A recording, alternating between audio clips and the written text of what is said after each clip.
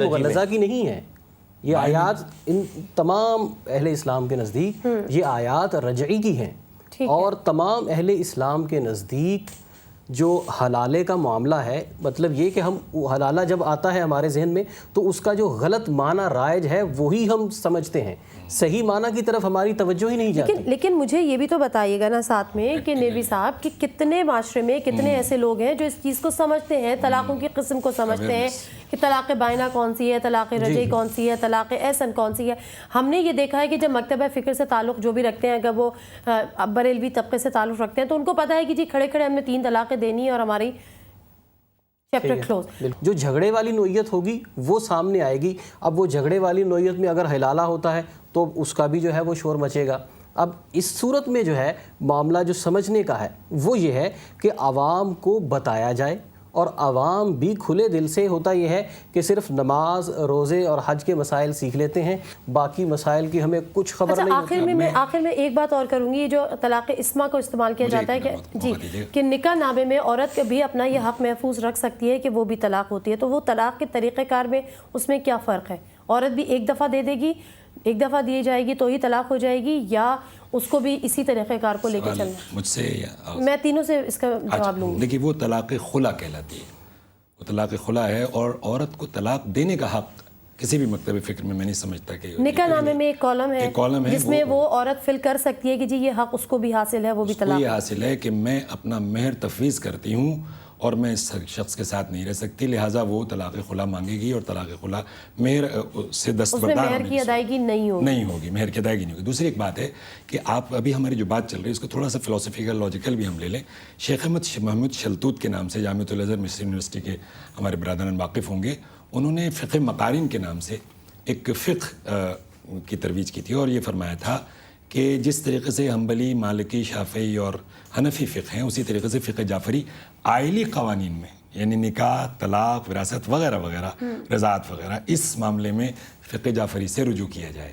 اچھا، ان کے ہاں جو معاملات ہیں وہ، یہ ظاہر ہے کہ میں اپنی وکالت کر رہا ہوں، معذرت کی مجھے ضرورت نہیں ہے، ظاہر ہے ہمارے برادران سے یہ اپنی بات کریں، میں اپنی بات کرتا ہوں، تو اس کے مطابق جو ہے آئلی قوانین میں ان کی طرف سے، وہ حالانکہ ان کا تعلق ظاہر ہے کہ فقہ اہل سنت سے تھا، اور تو اس طریقے سے میں نے 2-4 حوالے دیے ہیں۔ تو اس میں میں یہ سمجھتا ہوں ایک آخری جملے کے طور پر کہ لوگوں کے سامنے اگر ہم تمام مکاتب فکر کو کھول کر رکھ دیں اور کوئی کمپلشن نہ ہو، اس کے اندر لوگوں کو قبول کرنے میں کوئی کمپلشن نہ ہو کہ نہیں بس چونکہ میں نے کہہ دیا تو لہٰذا یہ میں مفتی ہوں یا مجتہد ہوں، قرآن و سنت کی روشنی میں، احادیث کی روشنی میں ہم کہ بھائی یہ ہے، اور یہ صورتحال فقہ جعفری کے مطابق ہے، یہ فقہ حنفی کے، یہ حنبلی کے، یہ اہل حدیث کے۔ ٹھیک ہے، بہت شکریہ علامہ صاحب ہمیں جوائن کرنے کا، نیلوی صاحب آپ کا بھی بہت شکریہ، مدنی صاحب آپ کا بھی پروگرام میں بہت شکریہ، لیکن بہت ہم کہیں گے کہ تشنیگی رہ گئی، کیونکہ یہ سبجیکٹ ایسا ہے کہ اس پہ جتنی بھی بات کی جائے، یا اگر مزید اگر ڈیبیٹ کی جاتی ہے تو شاید بہت ساری چیزیں مزید کھل کے سامنے آتی ہیں۔ آپ کوئی آخری الفاظ کہنا چاہ رہے ہیں؟ میں اصل میں یہاں یہ کہنا چاہ رہا ہوں، اب تک میں نے جو بھی گفتگو کی ہے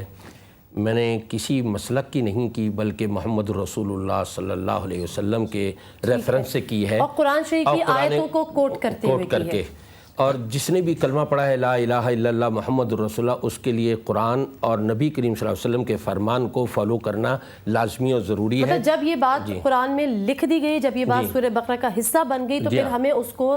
فالو کرنا چاہیے اور ماننا ہم پر لازم بنتا ہے۔ عام طور پر ایک بات یہ ضرور کہوں گا کہ مولانا صاحب نے تو ڈکلیئر کر دیا کہ میری قرآن اور سنت کے مطابق ہے، تو میں بھی یہ بات کہتا ہوں کہ جو میں نے کہا وہ سبھی کا دعویٰ یہی، ہر کوئی دعویٰ یہ کر رہا ہے، یہ یہاں بعض یہ کوئی پبلسائز کرنے کی چیز نہیں ہے نا، بعض ہر دیگر ایک کا علماء اپنا سے اپنا موقف ہے اور اسی کو کہنا کہ یہی وہی کی صحیح انٹرپریٹیشن ہے. جب ہم شان نزول اور سورہ بقرہ کی بات کرتے ہیں تو پھر آپ لوگ اس کو فالو آپ کیوں نہیں کہتے کہ ہاں جیسے جیسے حضرت عمر رضی اللہ تعالیٰ عنہ کی انہوں نے اس کو پھر آپ ڈیفائن کر دیجئے اپنے الفاظ میں یا اپنے مکتبہ فکر میں ڈیفائن کریں کہ جو سورہ بقرہ نے یہ کہہ دیا ہے تو آپ اس پہ کیا کہتے ہیں کہ ایک وقت میں ایک طلاق نہیں ہے. یہ سورہ بقرہ میں تو یہ نہیں ہے کہ ایک وقت میں 3 طلاقیں نہیں ہیں. یہ مسئلہ یہ ہے کہ اگر یہ بات جو احناف کا موقف ہے یہ ٹوٹلی غلط ہے تو جو مدنی صاحب نے حضرت عمر فاروق رضی اللہ تعالیٰ عنہ کے فیصلے کو کیا ٹھیک ہے تو اس کو آپ کیا کہیں گے کہ وہ پورے کا پورا اسلام کے خلاف تھا, قرآن کے خلاف تھا. نہیں, آپ اس بات کو مانتے ہیں کہ حضرت عمر فاروق نے, آپ اس بات کو تو مانتے ہیں, جگہ لا کے کھڑا کر رہے ہیں. مجھے بتائیں, مجھے فرمائیے گا نیلوی صاحب, آپ اس بات کو مانتے ہیں کہ حضرت عمر فاروق کے شروع کے 2 سال میں وہی نظام چلتا رہا, وہی طریقہ کار چلتا رہا, لیکن 2 سال بعد انہوں نے اس کو تبدیل کیا؟